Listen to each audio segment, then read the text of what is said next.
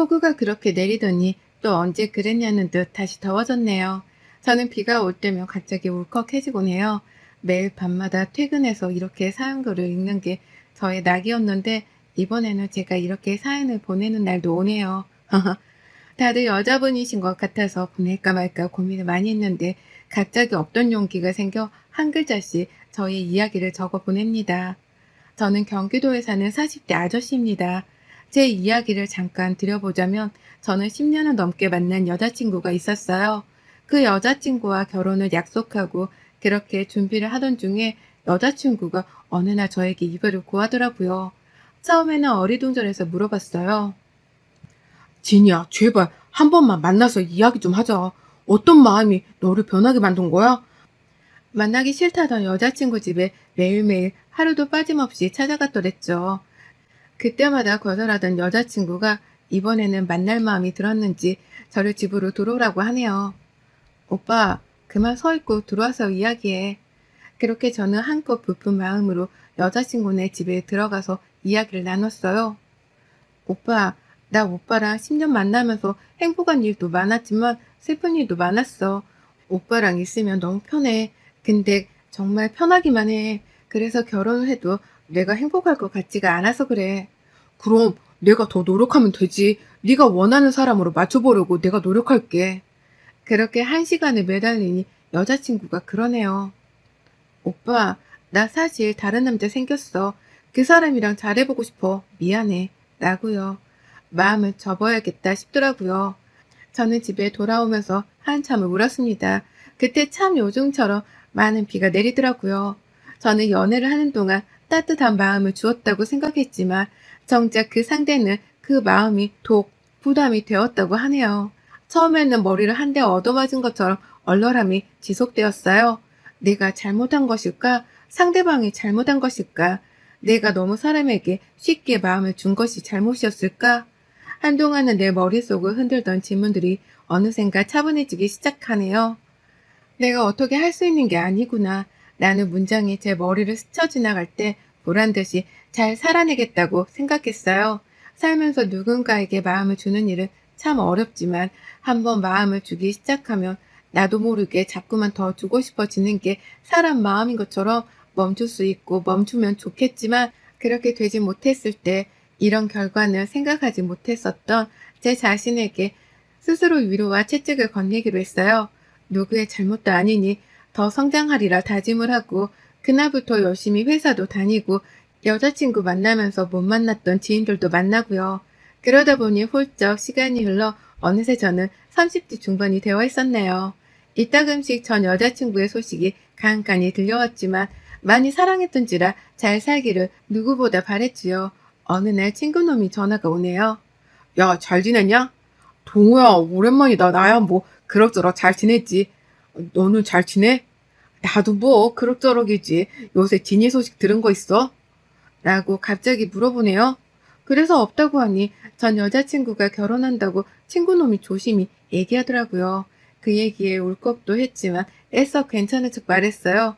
아, 그랬구나. 잘 됐다. 진이도 이제 결혼해서 잘 살아야지. 하며 친구놈과 나중에 술이나 한잔 하기로 하고 전화를 그렇게 끊었어요. 그리고 나서 얼마나 울어 제꼈는지 아침에 회사에 가서 다들 어제 라면 먹고 잤냐고 물어볼 정도였다니까요. 그렇게 진이 결혼 소식을 듣고 저는 한 번 또 무너졌지만 그래도 이왕 결혼하는 거 잘 살았으면 싶은 마음이 컸어요. 저도 몇 달 뒤에 친구놈이 소개팅을 해준 친구랑 잘 돼서 서로 비슷한 점도 많고 또 너무 친한 친구라 저도 이제는 용기 내서 다른 사람을 만나보기로 했네요. 그 여자친구는 저랑 사귀는 내내 저에게 먼저 밥은 먹었냐, 잠은 잘 잤냐, 정말 잘 챙기는 사람이었어요. 저희 부모님께도 소개를 시켜줄 정도로 진지하게 만난 사이이기도 했거든요. 그렇게 저도 조금씩 제자리를 찾고 전 여자친구를 잊어가던 찰나에 갑자기 새벽에 정말 익숙한 번호로 전화가 오네요. 한 번도 잊지 않았던 번호, 바로 전 여자친구였어요. 왜 이 시간에 전화를 했을까? 처음에는 받지 말까 하다가도 사람 마음이 왜 이렇게 간사한지 저도 모르게 전화를 받고 있더라고요. 여보세요? 오빠, 나야. 잘 지냈어? 아, 진이구나. 잘 지냈지. 너 결혼했다는 소식은 동호 통해서 들었어. 축하해. 차마 갈 용기는 나지 않아 마음속으로 축하를 했네. 그랬구나. 그냥 갑자기 술을 마셨는데 우리가 자주 가던 곳에 와서 오빠 생각이 많이 나서 연락을 해봤어. 아, 고마워. 잘 살고 진심으로 결혼 축하해. 라고 끊으려는 순간 갑자기 저에게 잠깐 만날 수 있는지 묻더라고요. 저는 너무 당황했지만 차마 만날 수 없다고 이야기할 수 없어 만나기로 했습니다. 저희 집으로 온다길래 처음에는 밖에서 만나자고 했지만 너무 늦은 시간으로 집으로 온다고 하네요. 그렇게 우리는 만났고 서로 한참을 추억 속 이야기를 하게 되었어요. 오랜만에, 정말 오랜만에 느껴보는 그 추억의 진이도 잊지 않았구나 싶어서 내심 기쁘기도 했고요. 여자친구한테는 정말 미안했지만 사람 마음이 뜻대로 되지 않더라고요. 그렇게 우리는 일주일에 한 번, 또 많게는 두 번 저희 집에서만 만남을 가졌어요. 그러다가 어느 날은 자연스레 잠자리도 하게 됐죠. 한 번, 두 번, 세 번. 그 횟수가 많아지고 저는 더 이상 이대로는 안 될 것 같다 진이에게 솔직히 말을 했어요. 진이야, 내가 정말 미친놈이야. 너 결혼한 거 아는데도 내가 이런 행동을 했다는 게 정말 미안하다. 우리 두 번 다시는 만나지 말자. 라고요. 그랬더니 진이는 자기 이혼한 지 한 달이 되었다네요. 결혼하자마자 전 남편이 폭력성이 심했는지 싸울 때마다 물건을 집어던지고 심지어 자기도 때렸다고 해 바로 이혼했다고 해요. 그러다가 제가 생각이 나서 연락한 거고요. 저는 사실 지금 만날 사람이 있다. 근데 네가 연락이 와서 내가 거절을 할 수 없어 이 상황까지 오게 되었다. 이렇게 되는 건 서로에게 좋지 못하니 그만하자고요. 그렇게 우리는 만나지 않기로 했지만 제가 여자친구를 만날 때마다 같이 잠자리를 할 때마다 진이 생각으로 온종일 뒤덮었어요. 집에 오면 진이랑 함께했던 시간들이 떠올라서 같이 누웠던 침대를 보면서 하염없이 울기도 했죠. 이런 제 마음을 더 이상 숨길 수 없다고 생각하고 여자친구한테 미안하지만 이별을 고했습니다. 그리고 진이에게 달려가 우리 다시 만나보자고 했어요. 진이도 흔쾌히 허락을 했고 우리는 그렇게 평범한 연인처럼 옛날로 돌아가서 사랑을 했죠. 그게 제 착각이었는지도 모르고요. 그렇게 우리는 결혼을 하기로 약속을 했고 부모님이 반대를 많이 하셨지만 제 마음을 꺾을 수 없어 결혼을 허락해 주셨습니다. 근데 결혼하면서 많이 싸우기 시작했어요. 진이는 꼭 신축 아파트에 살고 싶다고 하고 저는 너무 무리일 것 같아서 조금씩 넓혀가자 이야기를 했어요. 부모님께 결혼하면서 도움을 받고 싶지 않아서 제 힘으로 하고 싶었거든요. 그렇게 싸우다 진이가 이렇게 하면 결혼을 못할 것 같다 말을 하니까 더 이상 놓치면 안 될 것 같아 부모님의 도움을 받아 경기도 신도시에 있는 신축 아파트로 신혼살림을 시작했어요. 매일매일이 행복에 겨워서 살 만큼 우리는 정말 행복했어요. 빨리 아이도 가지고 싶고 이제 저도 외벌이로 살 수 있을 정도의 연봉이 되어서 진이에게 이야기를 건넸죠. 자기야, 이제 우리도 애기 가질까? 지금 내 연봉이면 충분히 외벌이로 살 수 있잖아. 오빠, 나는 우리 둘이 좀 더 즐기다가 가지고 싶어. 조금만 더 있다가 아이 갖자. 라고 하길래 아직 우리 둘이 좋구나 싶어서 그렇게 철석같이 믿고 기다렸죠. 그때까지는 아무런 의심이 없었어요. 진이는 저희 부모님이랑도 너무 잘 지내고 저희 집이 딸이 없는데 딸처럼 알뜰살뜰 엄마 아빠를 챙기더라고요. 그런 모습도 너무 예뻐 보였죠. 저희 엄마가 음식 솜씨가 굉장히 좋으신데 저희가 큰 집이라 제사를 꼭 지내는데 제사 때 먹어본 전이 너무 맛있다고 엄마한테 전화해서 전 만들어 달라고 애교도 부리더라고요. 저희 엄마도 딸이 없어서 그런 진이 애교에 음식이나 전 등을 엄청 바리바리 싸서 보내주시고 하셨어요. 저는 이런 게 행복이구나 싶었죠. 그런데 우리 사이에 언제부터 금이 가기 시작했고 저는 그 사이를 좁히려고 많은 노력을 했어요. 그러다 저희 집에 엄마 아빠가 처음 오던 날 진이는 그날도 엄마 아빠가 가실 때가 되어서야 들어왔더라고요. 생전 그런 적이 없었는데요. 어머니 아버님 오셨어요? 진이야 왔구나. 얼굴 꼭 보고 가려고 했는데 이렇게 왔네. 라고 저희 어머님이 말을 건네니 네 죄송해요. 일이 너무 많아서요. 라고 하더라고요. 그렇게 그날은 엄마 아빠랑 집으로 가시고 저는 진이랑 둘이 이야기를 했죠.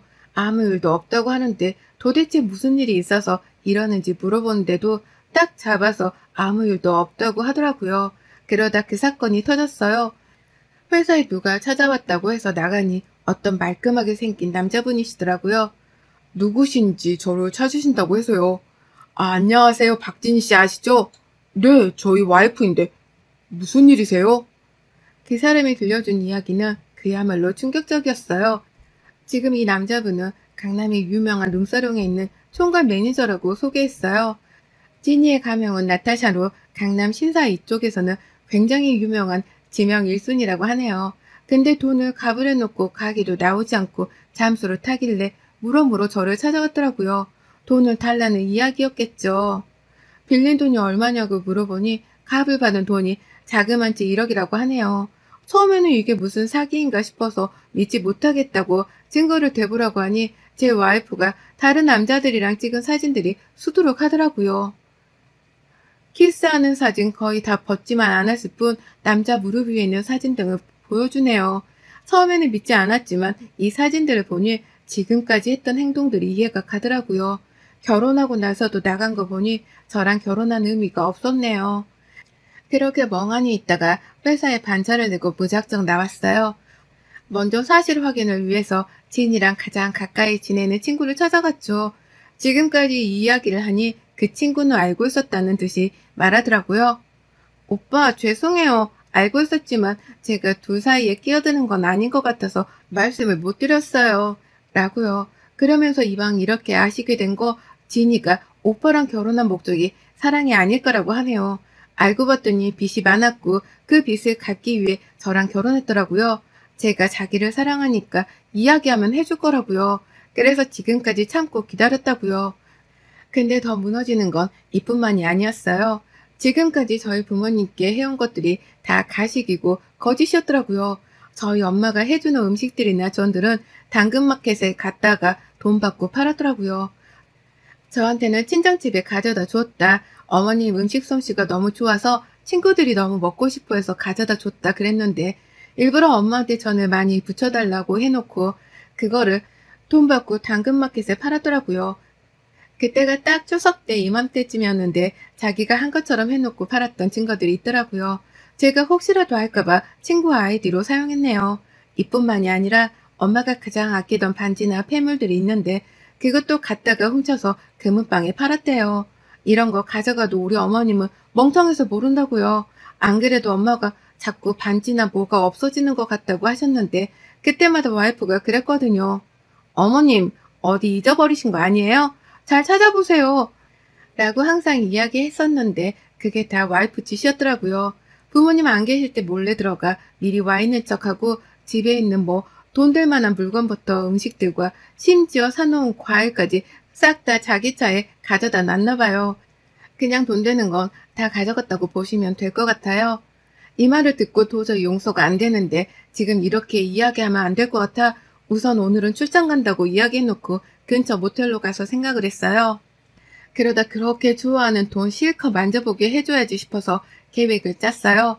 일부러 친구한테 부탁해 지니 앞에서 전화로 좋은 투자건이 있는 것처럼 계획을 했죠.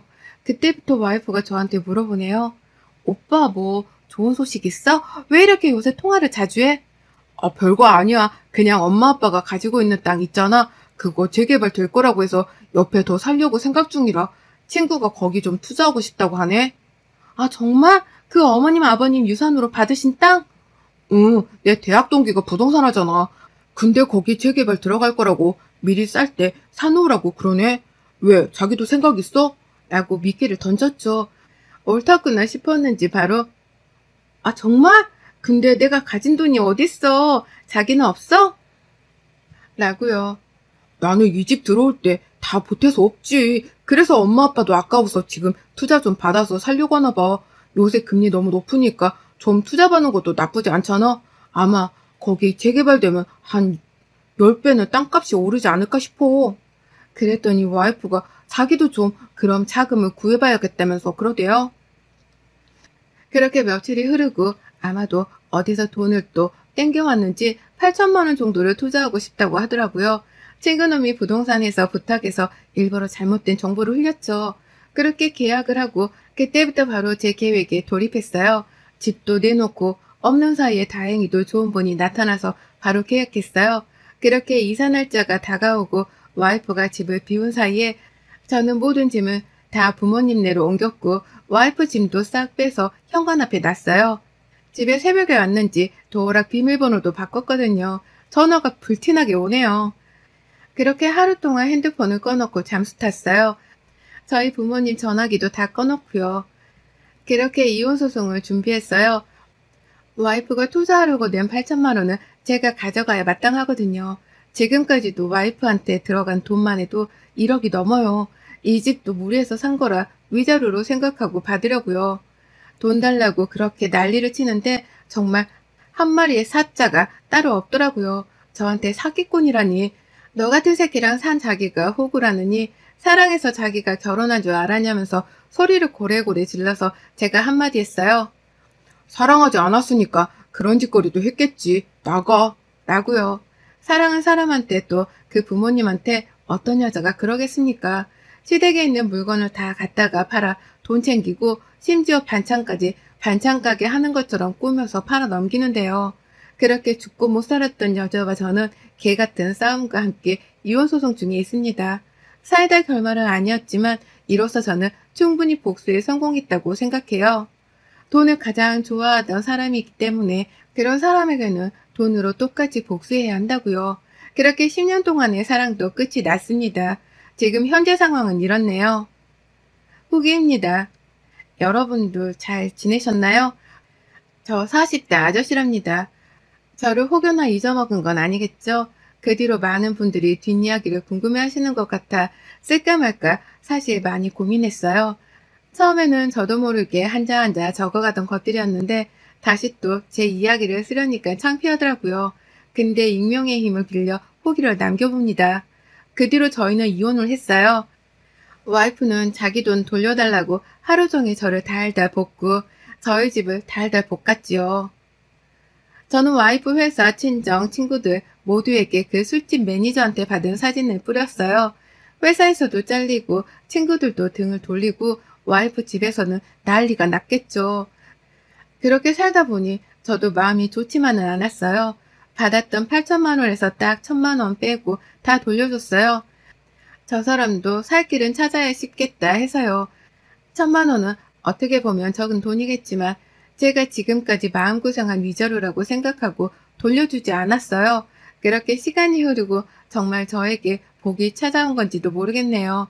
시골의 땅들을 유산으로 받으신 부모님께서 정말 그 땅에 리조트가 크게 들어올 계획이라 땅값이 정말 많이 올랐더라고요. 근데 부모님께서 저에게 옛날부터 해보고 싶은 일들을 해보라고 지원을 해주셨어요. 제 꿈이 원래 요리를 참 좋아해서 셰프가 되는 게 꿈이었거든요. 근데 그 길이 만만치 않잖아요. 그래서 접고 살았는데 이번 기회가 돼서 그동안 집에서 혼자 갈고 닦았던 실력과 아시는 분이 레스토랑을 크게 해서 거기서 배웠던 것들을 가지고 서울은 아니지만 경기도에 조그만한 땅을 사서 카페 앤 레스토랑을 오픈하게 되었어요. 거기서 나오는 수익은 당연히 부모님한테도 나눠드리려고요. 그렇게 바쁘게 지내는데 전 와이프가 저를 찾아왔더라고요. 울며 불며 자기가 정말 잘못했다고 부모님에게도 무릎 꿇고 자기가 빌겠다면서 제발 자기를 받아달라고요. 어디서 돈 냄새를 맡은 것 같아요. 당장 나가달라고 얘기했어요. 저희 엄마 아빠가 와 있는 곳에서도 계속 빌더라고요. 저희 엄마 아빠가 당장 나가라고 끌어낸다고 소리를 고래고래 지르시더라고요. 원래 굉장히 점잖은 분들이신데 너 같은 애랑은 한순간도 말을 섞고 싶지 않다고요. 얼굴조차 역겨워서 보기 싫다고요. 그 뒤로는 간간히 찾아왔는데 그때마다 제가 거절해서 지금은 뭐 지방 가서 사무직으로 일한다고 하더라고요. 들리는 소문에 빚 갚느라 힘들겠죠 뭐. 또 술집 나간다는 말도 있는데 그거는 제가 알 바가 아니니까요. 참 인생이란 게 아이러니하네요. 열심히 살다 보니 제 인생도 꽃이 피지 않을까 싶습니다. 여러분이 기다렸던 후기는 아니었을지 몰라도 저에게는 인생의 가장 큰 사이다 순간이 아니었나 싶어요. 10년 내내 한 여자만 사랑했던 저로서는 마음 한켠이 아리기도 하지만 또 한편으로는 자식 없이 이혼한 게 낫기도 싶었네요.